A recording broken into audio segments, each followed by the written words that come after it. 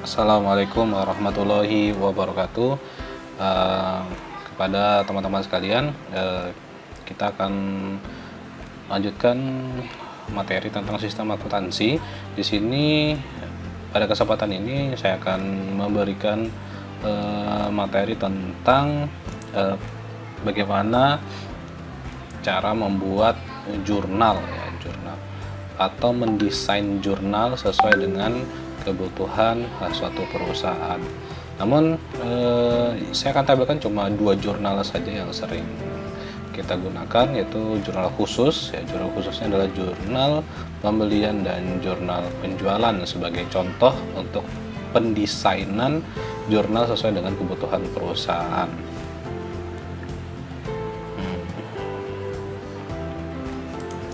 Oke, baik. Nah, di sini saya ada contoh gambar ini tentang jurnal pembelian ya. Tentunya kalau jurnal pembelian pastinya tidak cash tapi secara tunda atau kredit ya.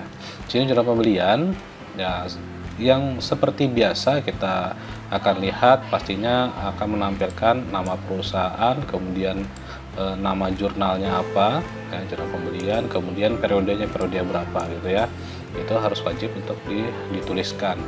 Kemudian kolom-kolomnya atau fieldnya apa saja ya. Pertama pasti tanggal ya, tanggal, kemudian keterangan. Nah, referensi apa sih? Referensi itu kalau ada notanya di sini, invoice-nya dikasih nomor ya di sini sesuai dengan nomor invoice. Kemudian nah di sini ada beberapa hal yang unik ya. Di sini ada pastinya ada debit, ada kredit. Nah, karena ini jurnal khusus, pastinya bagian kredit adalah utang dan ya, utang dagang. Jadi ini saja, utang dagang sudah oke. Nah, yang menjadi khusus di jurnal pembelian itu adalah bagian debitnya ya, debitnya atau menambahnya di bagian pembelian. Jadi kalau di sini model sistemnya perpetual ya. Perpetual itu artinya tidak langsung kepada persediaannya ya, jadi nanti nyangkut dulu di pembelian, tapi bisa juga menampilkan di bagian apa namanya di sini langsung persediaannya ya, persediaannya apa, persediaan atau inventorinya apa di sini, jadi bisa boleh itu untuk perpetual ya. Jadi sini kalau misalnya pembelian ini secara umum ya, pembelian. Namun kalau pembelian ini bisa dipecah lagi ya, dipecah lagi beberapa bagian. Misalnya kalau kita di sini perusahaannya Cahaya Abadi ini adalah penjualan secara usaha dagangnya ya, usaha dagangnya misalnya lah kayak HP ya, misalnya HP, jual dagang HP. Jadi yang dia jual adalah HP-nya, kemudian spare partnya, kemudian aksesorisnya, dan lain-lainnya, tiga itu. Nah, yang sering timbul adalah misalnya HP-nya ya, HP-nya dan aksesorisnya. Kalau partnya itu jarang. Nah, maka kita bisa di sini pembeliannya ada khusus di sini HP ya, HP, kemudian berapa item-itemnya, di sini angkanya. Kemudian di sini boleh tambahkan lagi aksesoris ya, aksesoris bisa ditambahkan lagi di sini. Jadi pembelian ini bisa akan khusus gitu. Kemudian serba-serbi ini boleh apa saja di sini pembelian ya. Kemudian misalnya pembeliannya ini bisa beli untuk peralatan secara utang tapi dalam posisi dagang. Misalnya tadi ada HP, ada aksesoris, ada part. Nah, kita masukkan di sini part ya, misalnya boleh.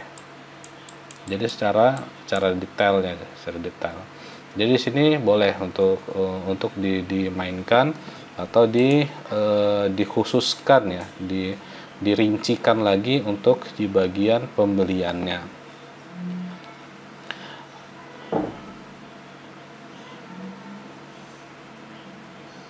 Kemudian di sini kalau sudah pembelian pasti ini HPP ya modelnya. Jadi lebih kepada apa namanya rincian yang apa saya yang terjual ya di sini. Nah, saya akan coba lagi satu, yaitu adalah jurnal khusus penjualan kredit ya.